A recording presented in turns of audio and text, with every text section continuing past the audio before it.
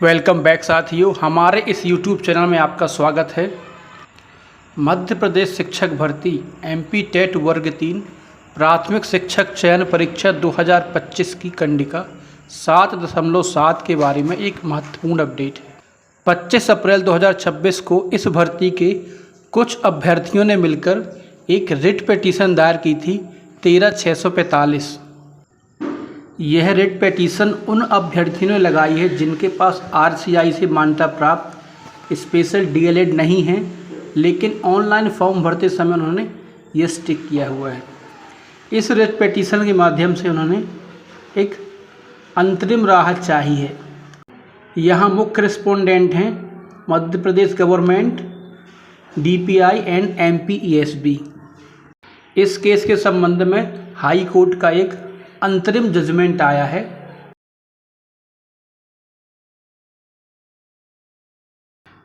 इस writ petition के संबंध में जारी अंतरिम हाईकोर्ट ऑर्डर कहता है कि heard on the question of admission as well as interim relief, प्रवेश और अंतरिम राहत के प्रश्न पर सुनवाई हुई।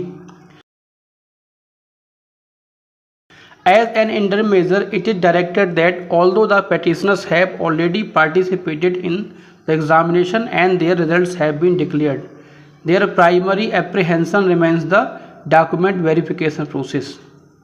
यानी अंतरिम उपाय के रूप में यह निर्देश दिया जाता है कि यद्यपि याचिकाकर्ताओं ने परीक्षा में भाग लिया है और उनके परिणाम घोषित हो चुके हैं, उनकी प्राथमिक चिंता दस्तावेज सत्यापन प्रक्रिया को लेकर है।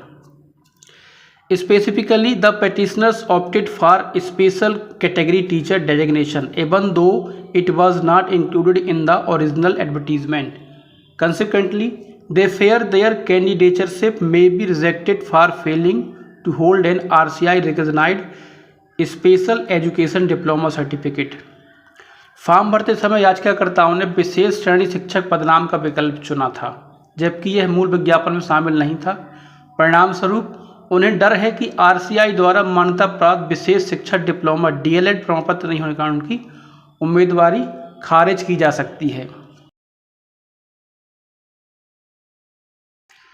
Since the petitioners remain otherwise eligible for advertised post of primary teachers, the respondents are directed not to reject their candidature solely on the basis of missing certificate. This arrangement shall remain same to the filing of an formal reply by opposing side। चूंकि याचिकाकर्ता सामान्य प्राथमिक शिक्षक के विज्ञापित पद के लिए अन्यथा प्राप्त हैं, इसलिए प्रतिवादियों मुख्य रूप से मध्य प्रदेश सरकार और MPESB DPI को निर्देश दिया जाता है कि केवल RCI प्रमाण पत्र न होने के आधार पर उनकी उम्मीदवारी को अस्वीकार न करें। यह व्यवस्था विपक्षी पक्ष द्वारा औपचारिक उत्तर दाखिल करने के अधीन रहेगी। मतलब इस पर अभी रिस्पोंडेंट्स उत्तरवादियों से औपचारिक उत्तर चाहे गए हैं। तब तक के लिए उन अभ्यर्थियों को एक अंतरिम राहत दी जाती है कि उन्हें इस भर्ती प्रक्रिया से बाहर ना किया जाए। साथियों, इस प्रकार हम देखते हैं कि कंडिका 7.7 और RCI डिप्लोमा के संबंध में बहुत सारे प्रकरण और पिटीशंस हाई कोर्ट में पेंडिंग है, इसलिए इस भर्ती प्रक्रिया में कुछ और समय लग सकता है। डॉक्यूमेंट वेरिफिकेशन प्रोसेस थोड़ा सा डिले हो सकती है।